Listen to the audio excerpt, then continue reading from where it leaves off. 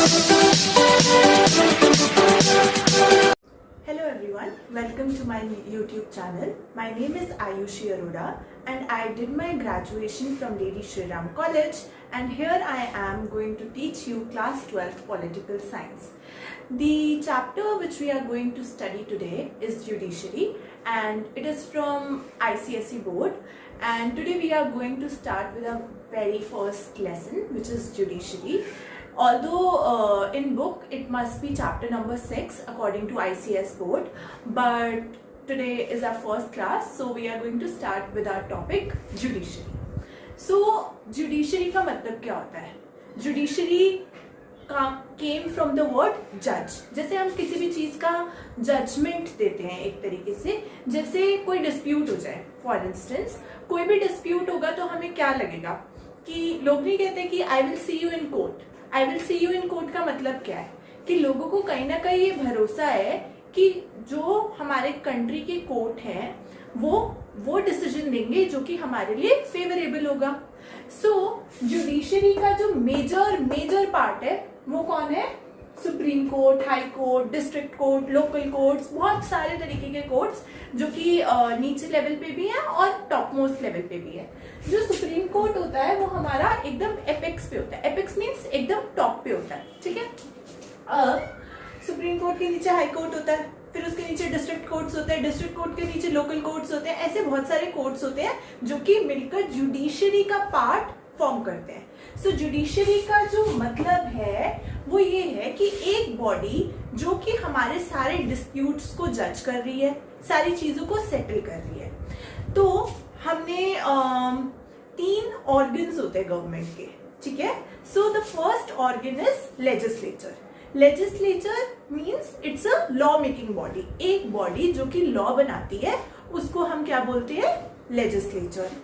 The second important organ of government is executive. Executive का मतलब क्या होता है? Executive is a body which implements the law. जिसके अंदर आपके सारे ब्यूरोक्रेट्स आ जाते हैं, IAS, IPS, ये जो सारे लोग आते हैं ये आपके executive में आते हैं. The third very important organ of our government is judiciary. Now what we are going to study is, today we are going to study the meaning of judiciary. तो सबसे important जो चीज हम आज पढ़ने वाले हैं वो है मीनिंग. किसी भी चीज को समझने के लिए ये बहुत इंपॉर्टेंट होता है कि हमें उसका मीनिंग पता हो कि इसका मतलब क्या है.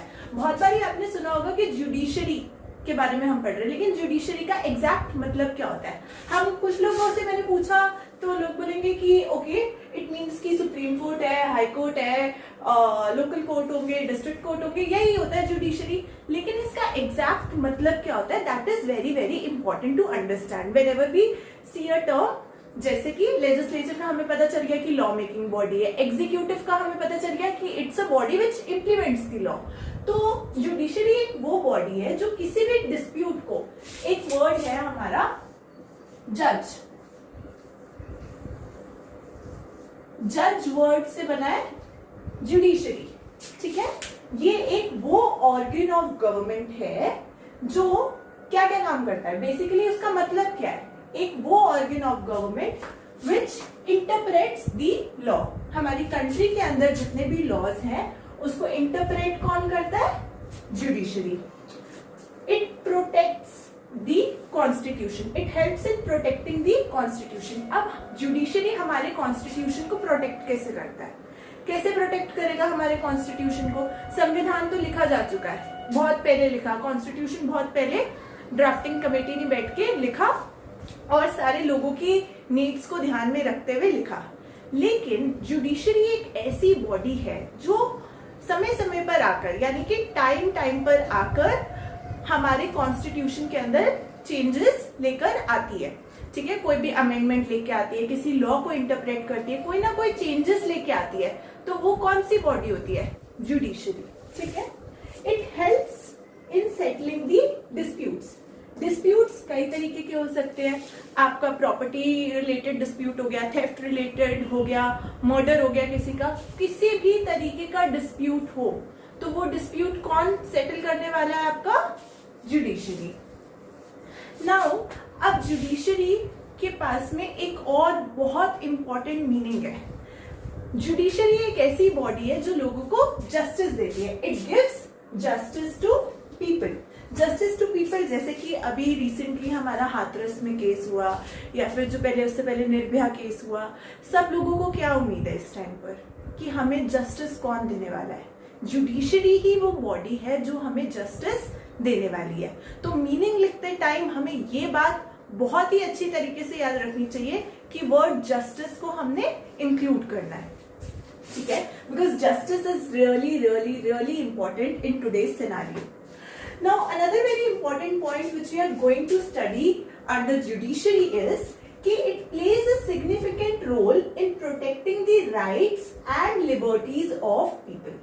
तो यानी कि लोगों के अधिकार, राइट्स, जो अलग अलग तरीके के हमें राइट्स दिए जाते हैं, right to vote, right to freedom, right to speech, right to expression, कितने तरीके के राइट है हमारे पास में, और बहुत सारे राइट टू इक्वालिटी, ये तो कई तरीके की फ्रीडम है, freedom of speech, freedom of expression, कई तरीके की फ्रीडम है, कई तरीके के राइट्स है, बहुत सारी तरीके की चीजें हैं।